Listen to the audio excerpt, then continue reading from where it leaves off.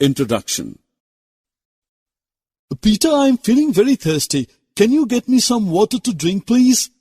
Yeah, sure. Here you are. I feel much better after drinking water. Thank you. Hey, do you know that a major part of our body consists of water? Oh, really? Yeah, my sister told me about it yesterday. So let's go to her and know more about water.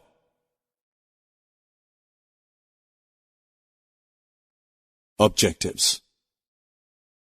At the end of this course, you'll be able to list sources of water and its uses, know different forms of water, describe the concept of water cycle and water supply at our homes, explain the storage of water and its wastage, identify the causes of water pollution. Hello, sister. Hi, John. How are you? I'm fine, thank you. Peter said that you told him some interesting facts related to water. I also want to know them. Okay, I will tell you. Actually, water is one of the most abundant substances on the earth. It covers almost 70% of the Earth's surface and it makes our entire planet blue when we see it from space. Now I will tell you about the different forms of water. Water exists in 3 forms: liquid, solid, and vapor. Sister, from where can we get water? Oh, you are asking about the sources of water. Actually, water has limited number of sources like wells, ponds, lakes, rivers, seas, and oceans. Besides these, groundwater is also an important source of water. John, do you know the purposes and uses of water? No, sister, please tell us. Water is essential for all humans, plants, and animals. We drink it. We take bath in it. We cook our food in it. We wash and clean our clothes with it. So, it is very helpful in our daily activities. Sister, yesterday you also told me about the water cycle. Please tell us more about it. Okay, the water cycle is a natural process of circulation of water from the land to the sky and back to the land. In this process, water in water bodies like rivers, seas, and oceans gets heated up by the sun and forms water vapors. This water vapor rises up in the air and gets cool and turns into cloud and finally into rains.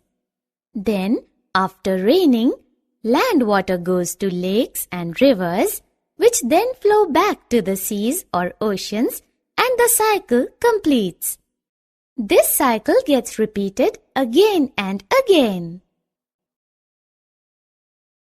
Guys, now I'm telling you how do we get water supply at our homes and other places.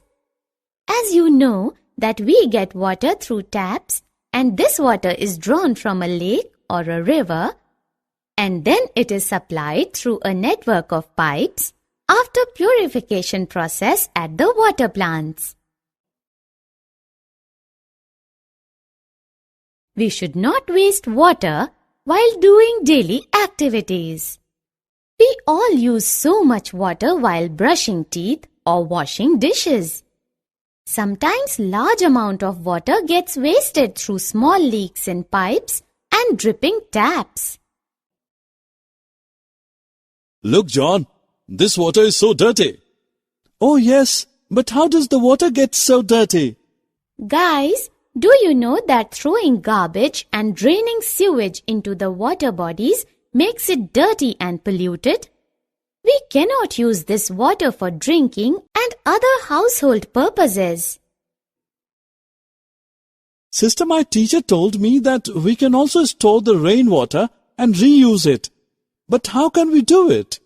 For storing rainwater, we can use a large tank or even dig a huge pit in the backyard and collect the rainwater in these reservoirs. After that, we can use this stored water for watering outdoor plants to keep them green and for some washing purposes also. And in cases, this water can also be used for drinking purpose after filtration.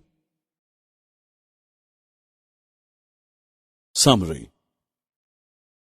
Let's summarize what we have learned so far. Water is one of the most abundant substances found on earth. Water exists in three forms: liquid, solid, and vapor. We use water in our daily activities. The water cycle is a natural process of circulation of water from the land to the sky and back to land again. We should not waste water. Dumping garbage in water bodies